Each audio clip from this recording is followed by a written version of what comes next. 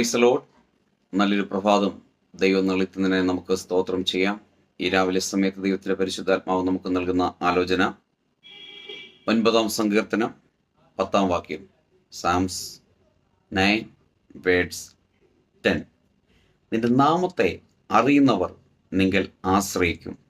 യഹോവേ, നിന്നെ അന്വേഷിക്കുന്നവരെ നീ ഉപേക്ഷിക്കുന്നില്ലല്ലോ. അപ്പം അന്വേഷിക്കുന്നവരെയും അറിയുന്നവരെയും ദൈവം കൈവിടുകയില്ല.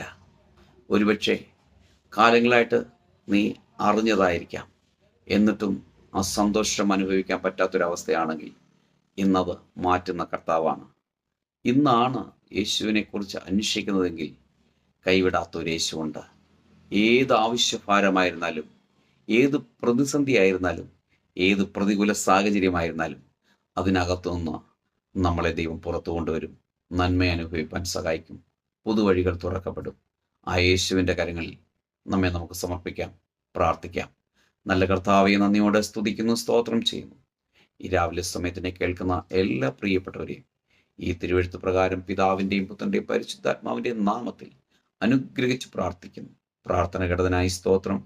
യേശുവിൻ്റെ നാമത്തിൽ പിതാവേ, ആമേൻ.